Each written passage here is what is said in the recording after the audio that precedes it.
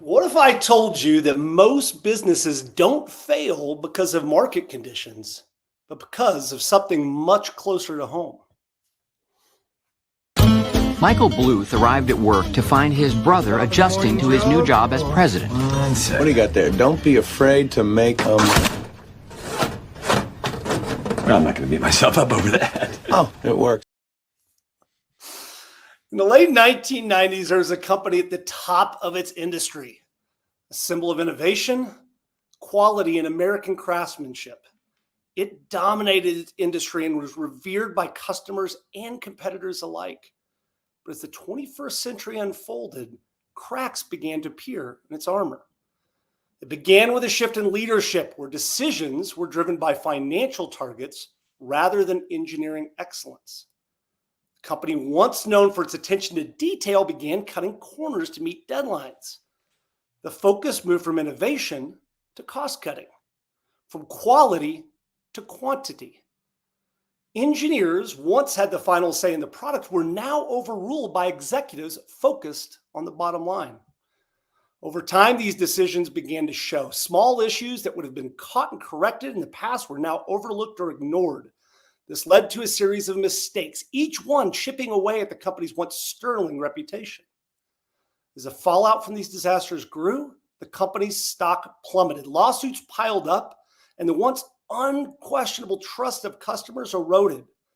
By the time the full extent of the damage was clear, it was too late. The company was engulfed in scandal, its leadership in disarray, its future uncertain.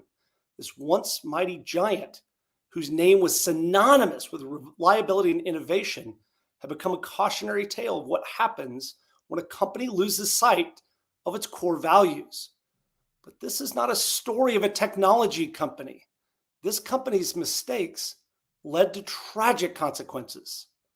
That company is Boeing, and their downfall serves as a stark reminder that even the most successful businesses can falter and even totally fail when they prioritize short-term gains over long-term sustainability, when they allow complacency to creep into their operations. Today, we'll use Boeing stories as springboard to explore why companies fail and what you as a founder can do to ensure that your business doesn't follow the same path. All that and more on today's How to Founder.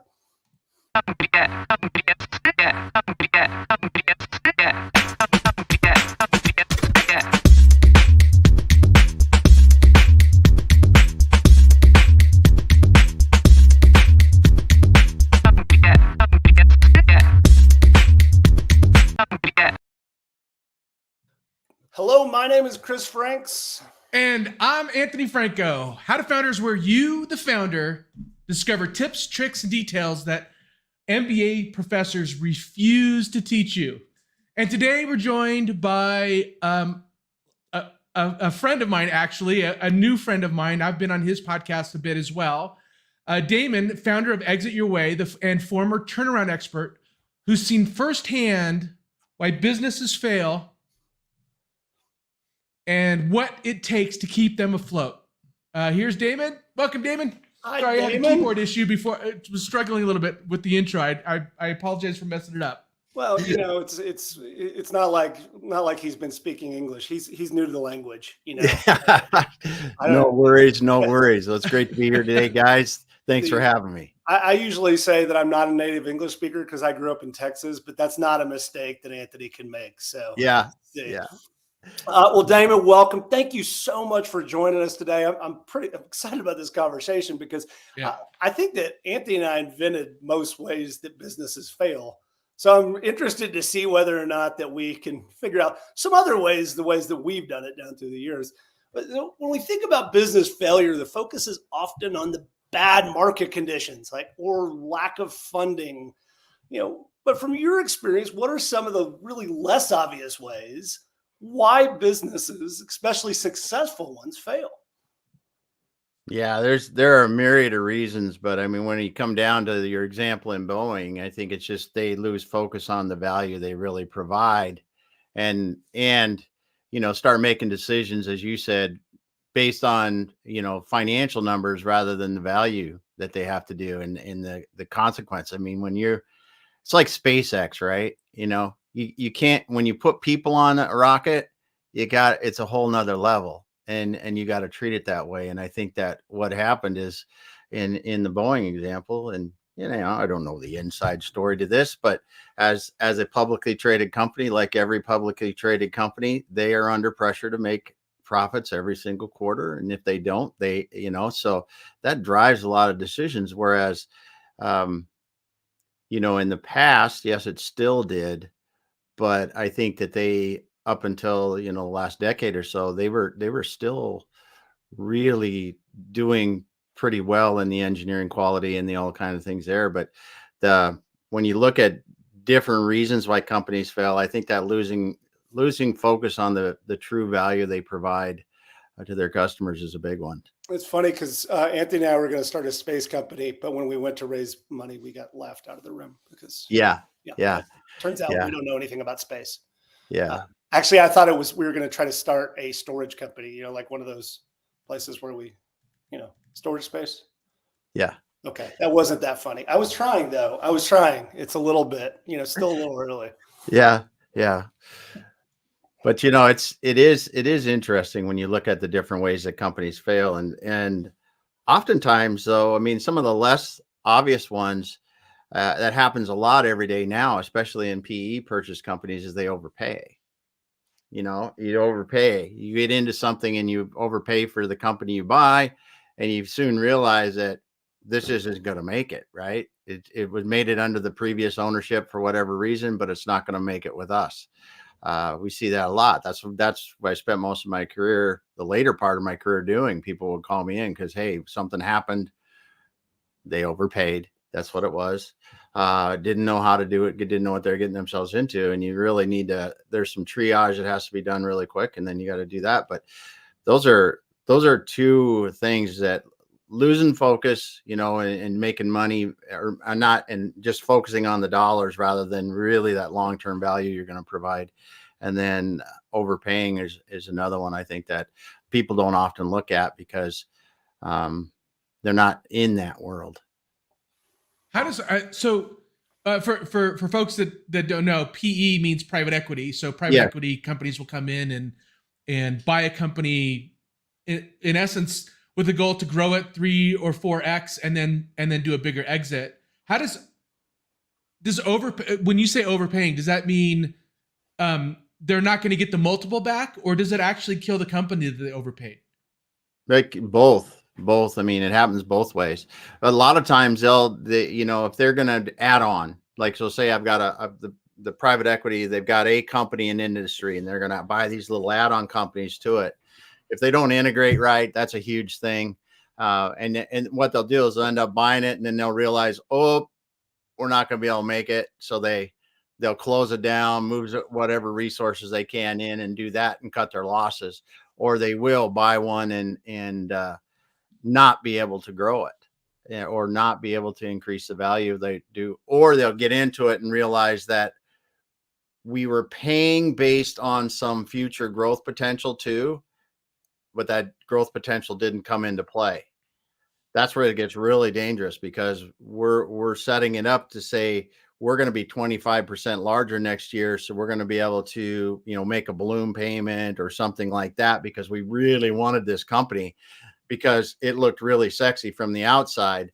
But, like any company, like any person, there are basic functions, and that's the way it is. And if it's not really functioning as well as it looks like from the outside, it's a big problem. Well, there's a lot of, sorry, Chris, there's a lot of stories, great stories about how founders will exit a company and then buy it back for pennies on the dollar for that exact reason. Yep. But so given that our audience is probably not private equity, they're probably founders. So let's dive in a little bit about what you see founders, like what are the mistakes that founders make that can kill a company? They grow up, founders, we all do. I think founders all start out as being good technically on something, right? We have a great idea. We're going to launch a new product. We're good at that, right? We could be a coder. We could be, we could be a plumber. It doesn't really matter. I'm going to found my business.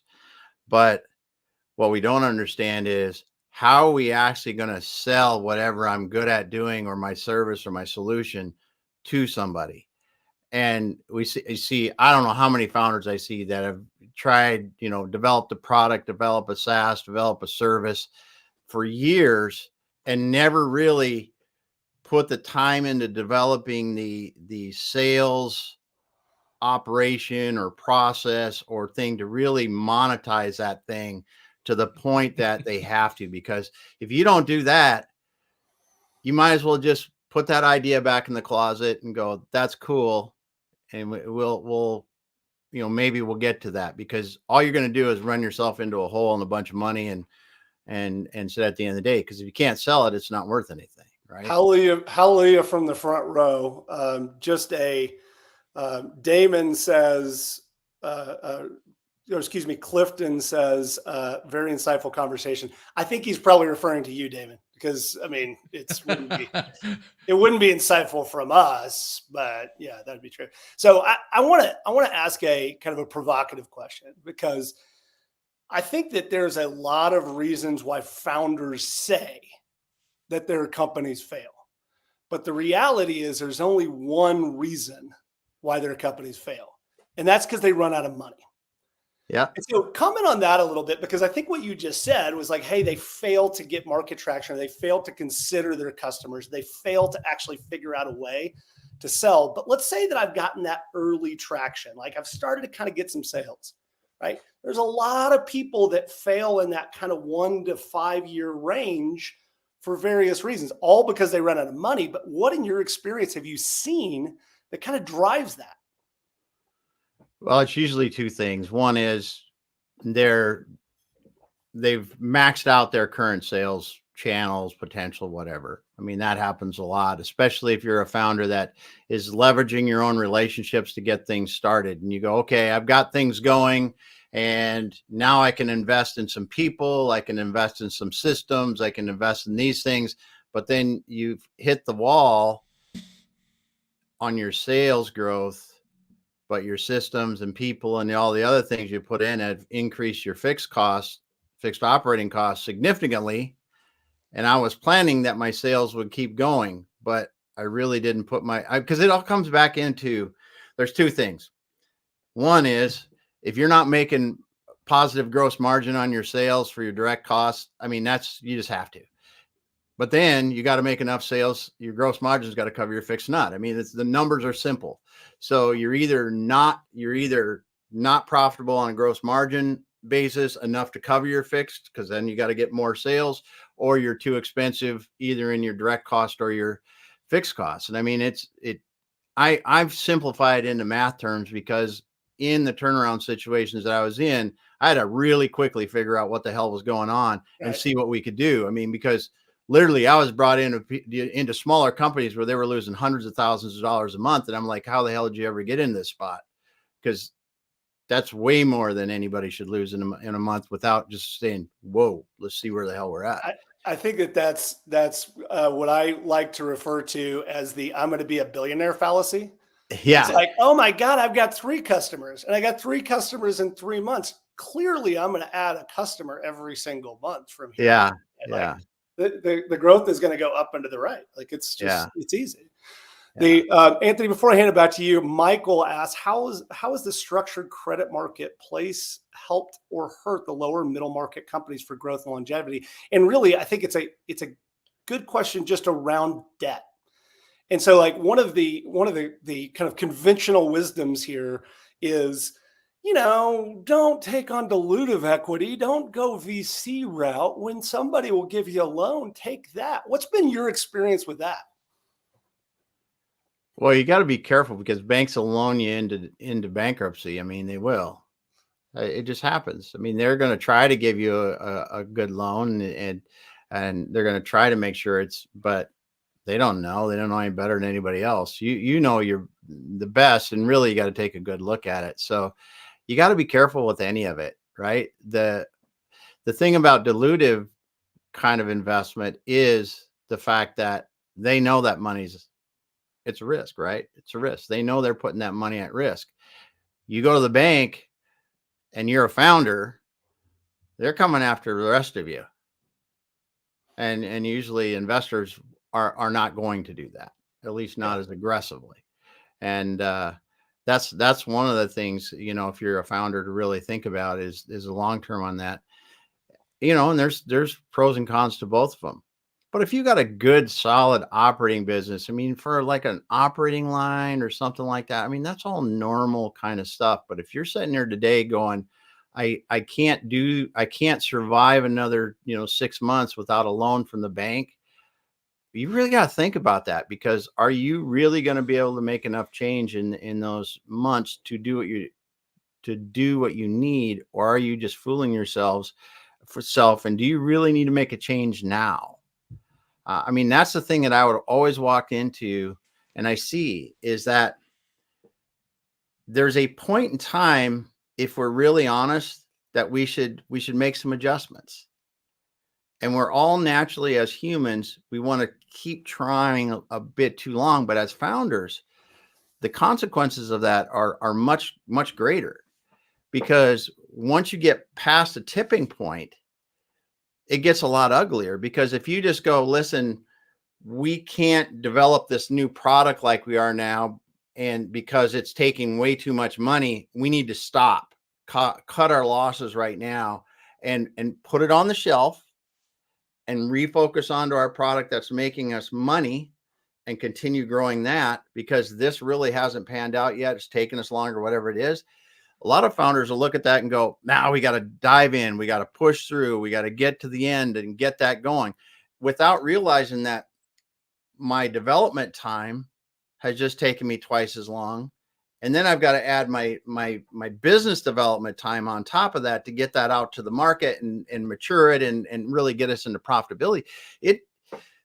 That point where we could have stopped and went this way with the business and not sunk all of our money into that is a great realization point if you're a founder that's really standing up and looking at these initiatives and going, we have to cut or at least put that on hold for now and allocate those resources differently, or stop spending that money.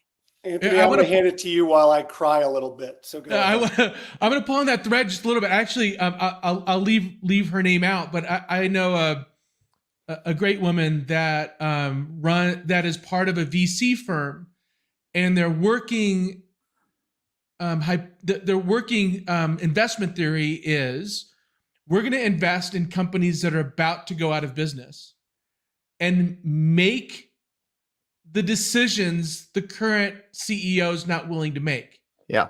And they've turned a lot of companies around just by having the hard conversations, like firing the leadership team and calling up the bank and saying, we're not going to be able to make our payments. What advice would you give at what point do you need to start making cuts as a CEO? At what point do you need to really start making those decisions that could potentially damage your long-term vision for the company, but save you short-term? At what point do you need to really start gutting that decision? A lot sooner than you're going to make the decision. It always is, right? It always is. And I really come back to some of my first mentors in this, and I didn't even know I was getting into it. The first turnaround I came into was a company I was running a facility for him, and I ended up running a company for him. But one of the owners in the company, he was semi-absentee, but he was a turnaround guy, and I didn't realize it. He'd been doing it for years, did just gobs of them, right? So they had turned the company over to a different management team. Anyway, the management team got fired because they went from, we were making millions to losing millions in 1 year. And nobody could figure out why. It was just like, and so I started running the company alongside of him, and I saw those very same decisions. He said, you need to figure out how we're going to cut this many people. We're calling the bank. We're telling them we can't do this. This is the way we're going to tell them we're going to structure our cash flow. This is what we're going to do. We're making payroll. We're paying all of our suppliers. We told our suppliers, and he walked through this entire process to me in the matter of about 6 months. We went from, we were losing money till we were making money and we were paying our bills. And pretty soon we got the bank off of our back and got all the way out of it. And then some luck, if you're running right, the luck kind of jumps in once in a while too. And we got some big contracts and other things. But that process of the gut wrenching thing, hey, we're going to lay off 50 people. That's a hard thing for somebody to do. But that decision, you got to think about. We're looking for long-term. Come to the terms of the fact that you made the wrong decision. You made the best decision you had at that point with the information you had. You really thought this was going to succeed. But there's a point when you have to stop and you have to say, listen, I have to get back to profitability because I'm not going to be here for all the other employees that are going to be here, or myself or anyone else or the market, if I keep going down this road. That still doesn't make it suck any less what you got to do. But the thing that's so interesting is that, you could be describing one of Anthony and my companies, right? Founders are fucking delusional. Yeah. We're fucking delusional. We believe we can do things that are physically or financially impossible because we're just like these born crazy optimists that believe that we can just run through walls, right? Mm-hmm. But the reality is that we can't. There's market forces, there's competitive forces, there's cost, etc. For founders, particularly in early stage companies, how do we get the people sitting next to us that'll be like, stop. You need to stop hiring people. You need to cut costs now so you don't go out of business 6 months from now. Funny. I just saw a comment from David to a book called The Psychopath Test. So I think, I think that's really funny. Yeah, thank you, David. Yeah, that's probably pretty accurate, right? Well, you make a great point though, Chris.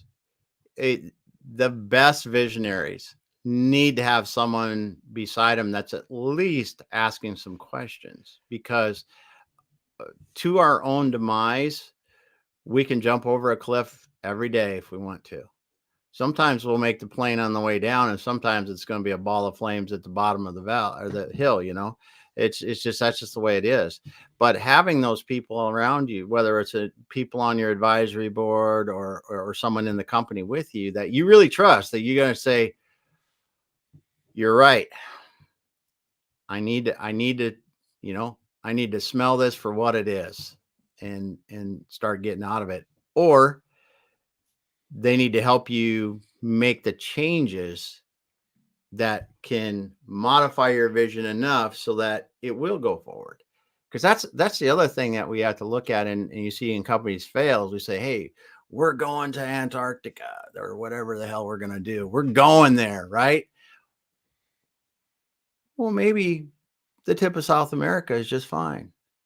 You don't have to go all the way, right? It's like, we're going to the top of Everest. Nah, I made it to base camp. That was a good experience. I didn't die. There's an old saying I had with most of my group of friends, which is don't believe your own bullshit. Yeah. Which is like, if you as a founder, you're selling all day long, right? Yeah. You're selling to potential employees, you're selling to your investors, you're selling to your stakeholders, all those types of people. Yeah, but also have somebody to tell you that you're full of shit too. Yeah. Right. Yeah. Well, it's also why I don't like sports metaphors applied to entrepreneurship, because in sports metaphors, there's always a winner and a loser. And not always do you have to be the number one in your market to build a really successful company. So I find that notion that you don't have to go to the tip of Africa is fine. So switching gears just for a bit, I want to talk. We kind of tugged at the string a little bit in the opening, which is how comfort can really be a disabler, and essentially a company's initial success could be its downfall. Can you talk a little bit about what's known as the innovator's dilemma and how that can that can really hurt a good company? It's a silent killer, right? It's a silent killer. And this is what how many companies are absolutely incredible and you don't see them a decade later because they don't innovate, right? You look at you look at all the historical ones, Kodak, or you look at Blockbuster. There's all kinds of these that they just missed complete technical shifts like crazy. But the real thing about it is you have to be standing up and looking, what is the market doing? I mean, we as founders are great in our products, but sometimes in our service or what we're doing. But why the hell don't we stand up once in a while and go, okay, what's the market doing? How is our buyer demographics changing? I do a lot of work with manufacturers, right? I feel sorry for manufacturers that are not realizing that you're not selling to people that look like me anymore. You're selling to people that are in their 30s and 40s. Those are the people that are buying from you, right?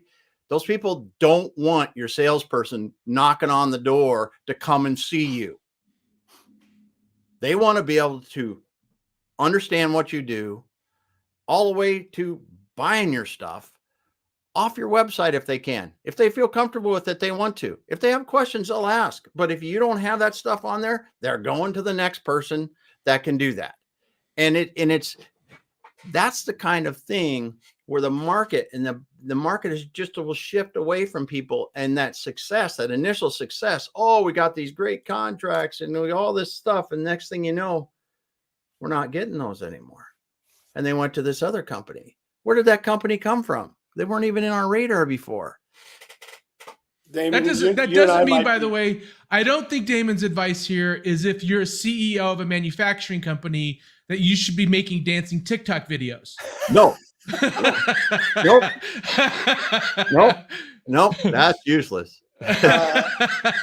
Damon, you and I might be best friends. I want to just, and this is a little bit of a shameless plug, but this is one of those things where she says, new founder realizing you need to start paying a coach or find a good advisors ASAP. Talk just a little bit about that. Shameless plug in the sense that some of the stuff that we do is peer groups, founder peer groups, and founder coaching. But where can a founder find these people? Because clearly we need somebody to call us out on our bullshit, because we're the people that believe we can make anything happen. Yeah. But yet the other side of this is like, we need people that will be honest with us in good times and bad. Where do we find those people? Well, peer groups are a good place, but I'm going to tell you, if you're a founder and you're not reading, you're screwing yourself. I mean, you are. I mean, God, Damon, we're best friends. There's so much stuff. And okay, so you don't want to pick up a book. I haven't hardly picked up a book in 2 years. I listen to Audible almost every day, walking, working out, whatever the hell it is. You can learn so much. I just read the old classics like the E-Myth, or just there's just so many of them that will give you a fundamental basis of what you need to know, because founders are good at what they do, not good at business. So what you have to do is you have to augment. I'm good here right now. I need to get good at business too. Otherwise I won't be in business long. So let's work on that a while. And yes, our products and all that other stuff, but reading is the first place. And through that, and you'll find groups. You have to be reaching out, trying to find groups. And don't think that you're probably going to find this at your local chamber of commerce or something like that. Nothing against the chamber of commerce. They're a great place to go have coffee, meet people. That's good. But, you really have to think about, okay, where are other people in the same situation trying to all elevate themselves together? Because that's where you got to go. Because anywhere else you look, you're going to find family and friends. They don't understand what the hell you're doing. They don't understand. Most of them, right? So then you're going to have to go like the Chamber of Commerce. 2/3 of those people, it's a social event. You're not going to find the people who want to do that right there. So or they're selling insurance. Nothing wrong with that, but that's what they're doing. Yeah, exactly. Yeah. Exactly. Yeah. It's great stuff. Great stuff. Great people to meet. You have to get into that group of founders that are really going, hey, we're all here together. We have to learn together. I think there's so much power in that. And even if it's a leadership group, if whatever it is, get into something to start with because over time, and the reading, I think, will really help you understand where I need help. Then you can really find coaches that can help you to do that and get the coaching you need. Or build an advisory board around you is another great way too. Yeah, you can also suffer from mental whiplash with advisory board as well, right? So yeah. So, but I want to kind of underscore the theme of this, and that is a big reason why companies fail is because, well, there's two things that you brought up I think are really interesting. One is they fail to continue to innovate. And two, and part of that is that they fail to continue to learn themselves as an entrepreneur. I want to ask a flip side question to that. So we often hear about innovation and new product and new products and always looking towards the future. But have you ever come across companies that valued innovation too much and failed on the blocking and tackling? So talk about that a little bit. Like we're talking about, always looking forward, but you also have to do the operational excellence stuff too. How do you balance that? Yeah. Well, this is a great thing. And I love the fact that I was able to work in some very mature industries. The first industry I was in for almost a decade was molding, injection molding. You want to talk about something that's been around forever. And so if you're selling based on the price of a plastic part you're making compared to somebody else, we know that that's not the winning combination, right? So you really have to look, and my innovation in that really has to be outside the product itself. And this is where I think that people innovate in the wrong ways because they don't understand their customer. What's their customer problem? Is their customer problem that they don't have enough flexibility in demand or something like that, or color scheme, or all these different things that they can have across the board when they're in that kind of an industry. So the way you deliver your product or service could be huge. I see this in very simple home services business, like plumbing, right? You call a plumber to your house. First thing, they better be on time.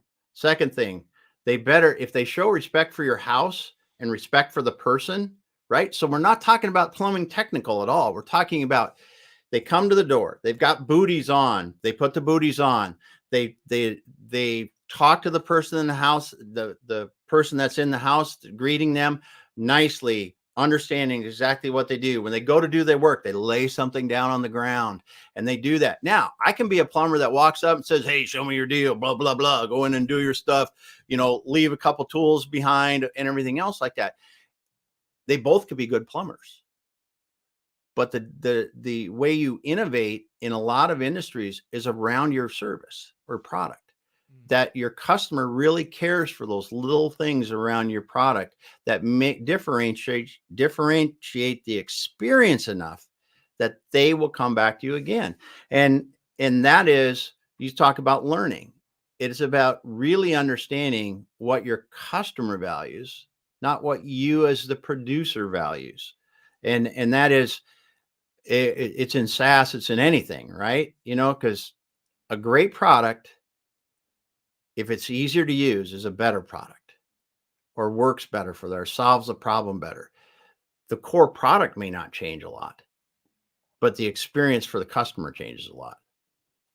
Do you believe that we should innovate, pants for plumbers too, so we can solve the plumber's crack problem? Is that? I think that is a big one. I mean, because you come in, you bend over the toilet, like that's probably a pretty bad experience for your customer, isn't it? Maybe an invisibility cloak so you can't see. I can't get a plumber's crack out of my head. Thank you for that, Chris. You're welcome. I really appreciate that for that visual. Yeah, you're welcome to be thinking about that all day. I want to ask a specific question. We have another good question in the comments too, but I want to get tactical for a second because you've gone into these companies and some of them are founder led, some of them have been purchased by PE, et cetera. If we agree that there's only one reason why companies fail, they run out of money. Their costs are now outstripping their income. where do they spend their money? Like, where do you see, is it different in every circumstance? Or is there a particular place me as the founder can be very conscious of where I'm going to be letting that cost grow and where I should be really, really focused on those expenses? Well, usually what you see is founders will, I mean, their infrastructure, whatever you want to call it, their overhead, all that kind of stuff. A little success comes in and the office gets bigger. A little success comes in, more people come in here and there. Oh, we need a development team now. We need this kind of thing that we do. And do you really? I mean, and that's where you have to, if you're in that situation, you really have to look at, are we appropriate for where we're at today? I mean, there's some stepwise things in the growth of a company. I mean, if you have to add another overhead person, there's some stepwise to that, right? Because I'm going to add that salary. I got to grow my business to cover it. But when you look at your variable expenses, like the cost of producing something, if you're, say you're a plumbing company, right? You gotta cover your costs to do it. And it just really you have to do that. And that's where we get out of control, though, because we go, oh, the sales will come, or profits will come, whatever you want to talk about. And they don't. And that's, as you talked before, entrepreneurs and founders are very optimistic, but we also have to be realistic. That's a good one. So this is a question from Michael, and it's one that I wanted to bring up as well, which is, what do you think about having companies implementing customer advisory or feedback loops to keep innovation moving? Any examples you can refer to? And really, I think for me at least, there's a slightly deeper question, which is founding a company. Those early years are so fucking hard, right? Yeah. It's so hard that sometimes founders stop getting out of the building. They stop leaving. They say, oh, I've got salespeople now to talk to my potential customers. And so, Michael's question is the same thing. But what do you think about how do we stay in the loop even as our company grows? And what are some tactics as founders we could use? Well, and this is one of the things that founders really need to understand, how their role as their company grows.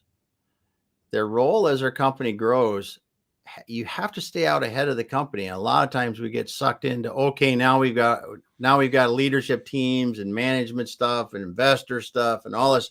And pretty soon, like you said. Uh-oh. Oh, no. Hold on. Should we all freeze just to make Damon feel better? What? I froze up for a second? You froze up. Oh, okay. You're back.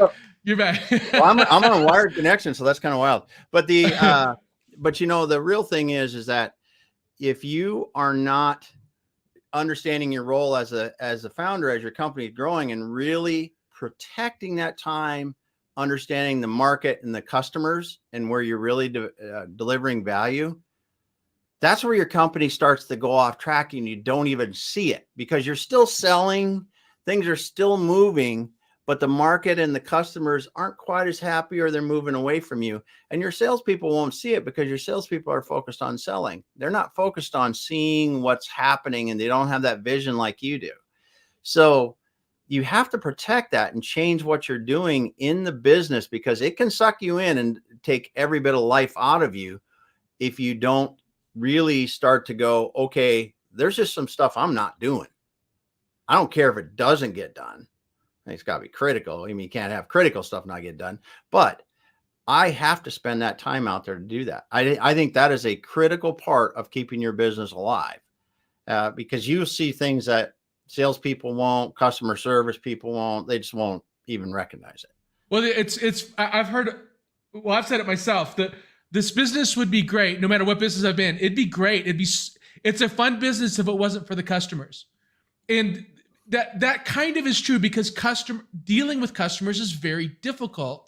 And usually it's the first thing as a founder that I want to put off my plate because it's difficult, which is also the very first thing that you take off your plate, where you start losing touch with customers, and all of a sudden you're exactly where you talk about. Yeah. So let's start to put a fine point on this. There's been wide-ranging conversations. So I'm going to ask you to do the impossible, Damon. So let's sum up some of the practical advice that we've talked about. Start with maybe the expense side, start with maybe the innovation, and then talk about that customer development. Give us, 3 to 5 pieces of advice you would give a founder on how to create a sustainable, not How fail not to proof, fail. because nothing's fail. How to not fail. Yeah. Yeah, how to not do you fail. not screw this up really bad? How to not be like Anthony and me. Yeah. Well, put yourself in check when you're going to spend, just because, I mean, it really is. It really is. Whether it's people, whether it's equipment, right? I used to see this in manufacturing all the time. Oh, love this new piece of equipment. Oh man, I can get it financed. That's $1 million piece of equipment you're just looking at there. Do you really want to put that anchor behind you? So on your expense side, if it's, whether it's fixed costs, whether it's, something that's going to be a direct cost of producing your product, do you really want to do that? Do you really need to do that? If there's one thing I was beat in my head over and over and over, especially in investor-owned companies, is you don't spend a dime unless it's necessary. Not because I want to, necessary. Whether that means we drive new vehicles in our company or we drive good used vehicles. I mean, it's a huge difference when you look at the profitability of your company over time and your success rate over time. And that's one of the big things, is really look at your spending and go, do I have to do this? And you can tell if you have to. If we just go back and check ourselves a little bit, we can make a pretty good decision, I think, on a founder is that. I think also in the knowledge economy, one of the things that we forget is that even though we're like, oh, we're a small company, we can fire people. There's an emotional sunk cost that makes firing people hard. Yeah. And so it's the same thing, not just with equipment, but people too, like hiring the right people. Yeah. Yeah. It's critical. All right. That's been an amazing conversation. Thank you for everybody. By the way, my old friend Carrie Seuss says, bringing the jokes, keeping everybody awake in the morning. Appreciate you, Carrie. So let's get some recommendations, a few recommendations, and then Damon, love to hear your ideas. The Hard Things About Hard Things by Ben Horowitz. Play Bigger, How Pirates, Dreamers, and Innovators Create and Dominate Markets by Al Ramadan. And of course, the great classic by, I think, if the U.S. had royalty, we would call him, Sir Clayton Christensen, The Innovator's Dilemma. Incredible books. What are the recommendations? Podcasts, and maybe a little shameless plug for your show here too, Damon. Well, I do the Faces of Business a couple times a week. I seem to get some interesting people on once in a while, and it's we have a lot of fun with that. And then sometimes you get people like Anthony. I get people like Anthony on there that teach. Yeah, but I've apologized like how many times? I'm sorry. Yeah. but no, that's a lot of fun, and we try to help people there and get them some good information. But really, the kind of books that I tend to focus on are personal development books, because the technical part of business, we have to do that. But if we're not ready, if we're not comfortable in our skin, and we're not ready to go, if I would have learned something 30 years ago in my career, it would have been work on yourself, because then you can be there for your business. And everybody wants to go out and buy a technical book to teach them how to do this or that. Get yourself right, and you're going to get it done faster when you get into that technical book. So I spend the vast majority of my time anymore with personal development. I'll do two personal development books and a technical book. And it doesn't matter what kind of personal development, you just keep going down some genres you like and doing that. And the same thing with technical books. I mean, for me, a real simple one is what is it? The 80-20 rule or something like that. That thing is like timeless and classic, because cut the crap out of your day, get the things done you need to. I mean, it just, there's so much effective knowledge in that. I didn't know you were going to ask me books. I could have to go into my. There's just since you and I are fellow bibliophiles, The Whole Story is a book I just picked up from the founder of Whole Foods. Unbelievably terrific. Very cool. So many. He was able to maintain control, but the book is mainly about him fighting off people trying to fire him. There's also a great documentary on the Boeing story on Netflix called The Downfall. That's really worth watching. Yeah. Yep. And another one that we just watched on Netflix, there's one on several of the space companies. And we talked about early in visionaries refusing to fail. I forget one of the companies on there, but one of the CEOs is speaking, and speaking as their rockets are failing miserably and they crash and burn horribly.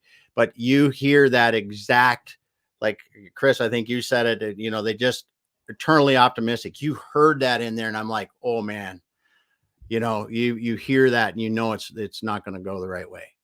But That's yeah. amazing. So Damon, where can we find you? Where can we stay connected to you? Where's the best place? LinkedIn. I mean, they can search me too. There's only one person with my name in the world, good, bad, and I different. can't even say your last name, so that's fair. Yeah. It's, Yeah. I'm not going to say you're no. literally Pistulka. the only person on LinkedIn, because I think there's 35,000 Chris Frankses in the world, and so Really? you just have to find the one bald one. Yeah. All right. So, Fair enough. but LinkedIn's a good place. You can go to our website, Exit Your Way. That's got a lot of stuff, Business Resource Center on it, that kind of thing.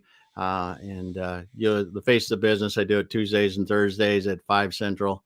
So, and good luck finding better guests, you know. Yeah. Hopefully. There was a comment on my podcast on when the one that I was on with Damon. One of the comments on that post was Damon needs to do a better job vetting his guests. I think we can all agree with that, Damon. Yeah, I think we can all agree. There was a lot of great comments. It was I thought it was a great episode, but there was one person that did not appreciate what I had to say. I mean, whoever that was, I agree with that person. So. Damon, thank you again for joining us. Really, really great session. Some really good nuggets in here. Some that, like I said, I might go into my closet and cry after this because I wish I would have known all that stuff before. That's good. Anthony, where can people stay connected with us, and what do we have coming up next? So Thursday, we're going to continue this theme of failure, but how do we take failure and turn it into innovation? So the episode is on failing fast, this concept of failing fast. So taking these small failures to learn and grow. I'm looking forward to that, Chris, with you. And then for us, remember to follow us on LinkedIn, linkedin.com/companies/how-to-founder, or our YouTube channel at How to Founder. You'll get notified of our live events, podcasts, and other great founders, tips, tricks, and details that you will not hear anywhere else. Damon, again, thank you so much. Chris, thank you again. Thanks to everybody that listened, and we'll see you on Thursday.